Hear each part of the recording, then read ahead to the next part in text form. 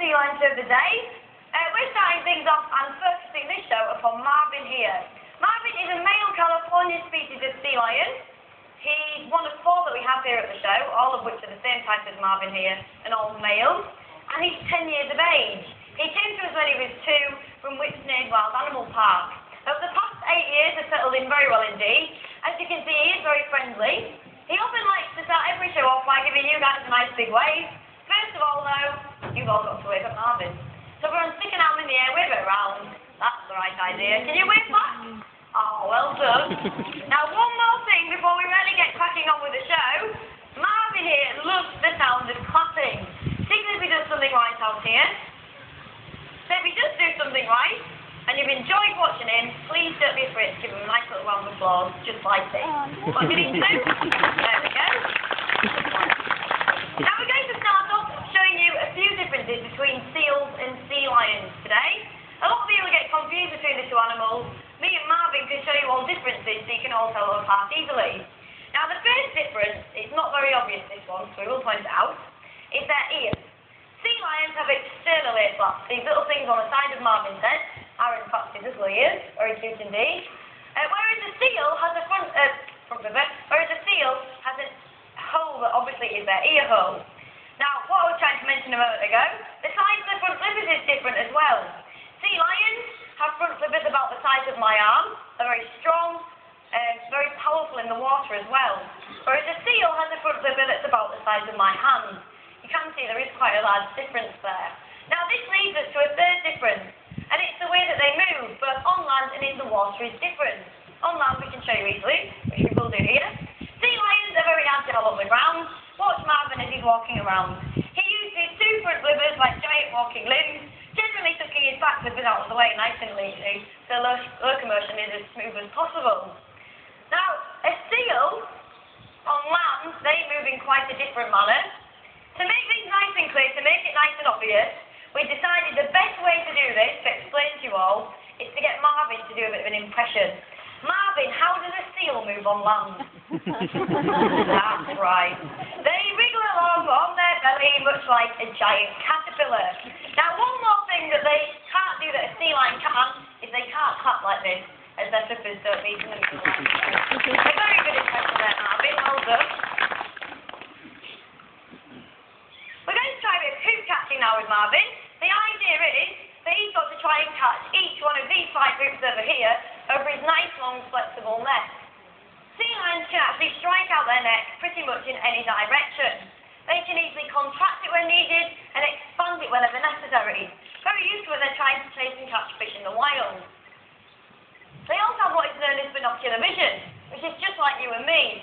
2 eyes that face forward, allowing them to judge distance and speed, meaning that Marvin can figure out which way the hoop is going to land, adjust his body and neck to try and catch it over his body, as we've just seen there. Now, he did very well with those 4. He's a bit of a pro at it now, so I'm going to add a split to this final one. I know there's not many of you here today, but if he manages to get this, please give us a little cheer, because my throwing is terrible, everyone. Ready, Marvin? It's going to be difficult. Catch that. Fantastic. Well done. A little cheer there as well. We train our sea lions through a system called positive reinforcement, which is basically what I'm doing, and funnily enough, what you're doing throughout the show. Every time Marvin does something right, we need to make it clear to him that he's done what we wanted him to do. So we give him rewards. It can be treats in the form of fish, strokes like this, even just saying, well done, good boy. You're clapping and cheering. They're so clever, they do understand those actions. After they've done something right, means that they've done what they're supposed to do out here. Now, another system that we use is known as targeting. Very common in marine mammal training. This is a target, everyone. A stick with a pointer on end. And quite simply, we train the sea lions to touch the point with their nose. That's the first thing we ever teach them to do here at the show. So we'll show you a quick example, a quick touch like that, and then some sort of positive reinforcement. In this case, would you like to give them a round of applause for that one? Now, within time, and it really doesn't take long, they start to do this. They'll follow that target end absolutely anywhere with their nose. He'll follow it around this stage with me, almost acts like a lead does to a dog. Very useful not to move the sea lions about, as generally they'll focus on that target end, careful Marvin, and not become distracted by anything else going on around them. If we want the sea lions to lay down, the target's very useful for that as well. All we have to do is put the target onto the ground and they will follow it there like so. It means that we can assess them all over their body. They don't become nervous, they're not stressed, they're very used to doing this on a regular basis. If we want to look at Marvin's stomach, start to push him over, nice and simple, a little hand signal like so, and he will roll over like so. So we can take his tummy, the insides of his flippers, obviously all over his body as we've just seen there. But there's absolutely nothing wrong with him. Normally, he does roll around and he's a bit of a fidget. That was a very good demonstration. Now, staying on the subject of health assessments, we're going to show you another way that we're able to check the sea lion's health, and again through training. We've managed to teach them to blow their nose. Now, what we normally do is use a petri dish, which is basically a little pot that's used for analysis. We get them to blow their nose onto the dish, the mucus, the snot, not very nice stuff that comes out of that, or out of the nose, gets sent off to the lab on the dish for analysis, and we'll check the bacteria that's growing on there. Now, we've run out of dishes, and we've given up using tissues as well. They just get fishy, covered in water, very smelly indeed. So unfortunately, I'm going to have to use my hands.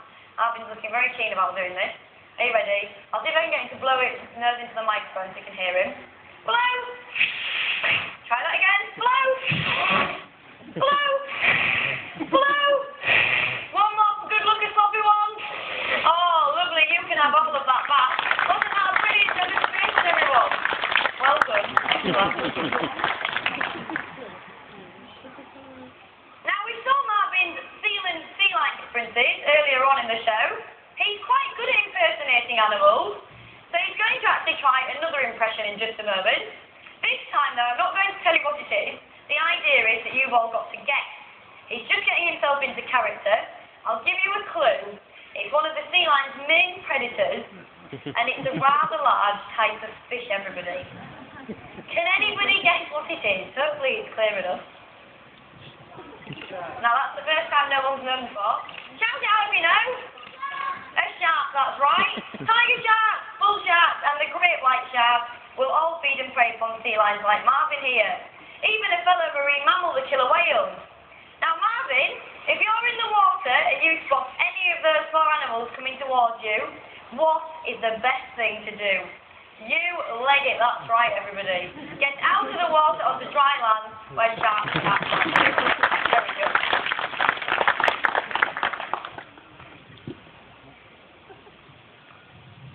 One activity that is very common and cliche to see at any sea lion show is the animals balancing items on their nose. Now, we're going to get Marvin to do that for you all, but I'm going to explain about the activity in just a moment.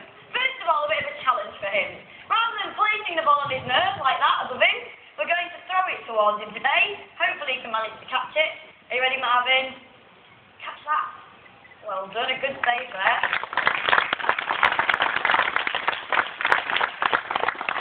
Now, the key to ball balancing with any sea lion that learns how to do this is their whiskers. They're very sensitive to movement and vibration. Basically, Marvin's feeling which way the ball's going to roll. Every time it makes the tiniest of motion, vibration, movement, basically he adjusts his neck. That's why you see him constantly doing this. When they're younger, they tend to dart their neck about a lot. They tend to swap it a lot more than they can hold it on their nose. With about 8 years of practice, he's become the pro here at the show. Basically, if he wanted to, he probably could stay there all day. He really is very good at the activity. Now, I'm hoping that he's willing to give the basketball back. Do you mind if I have that back? Well done to you, Marvin. That's a very good boy. So what we're going to do is we're going to make things a bit more difficult for him. Very important when you're working with such clever animals like sea lions. If you're training them to do different activities, once they grasp the idea of something and become very good at it, you need to be able to change it, modify it, make it more difficult for them, so it keeps them stimulated and interested in doing the activity. So the way that we've done that with the balancing is by changing the items. This is a real jumping bowling skittle. It's very heavy and the centre of gravity is much lower than that of a basketball. Marvin's mission is to get all the way around the stage without dropping his skittle once. Are you ready? Off we go. We're off to a good start. Now, there are quite a few obstacles, as you can see, lots of different levels to walk around, lots of different levels to try and step down off as well, which makes things very difficult for him. He's having to focus on moving his flippers to steer himself about on the land. get into the water, which is quite difficult indeed. Now getting back out of the water can be quite a challenge. And are we really pushing our luck today? Marvin, can you manage it from there? Well done. So he's having to focus on all those different things. He's having to focus on the movement of the skittle, trying to keep it on his nose, which must be difficult. Also trying to swim about, using his front flippers to push himself along, using his back flippers like a little rudder to steer himself in the water. He's also having to think about what I'm doing. The idea is he's supposed to go wherever I ask him to go, so there's a lot of things for him to concentrate on. None of them seem to faze him though, and he can even manage to get himself back up out of the water and onto his stand without dropping his skittle once.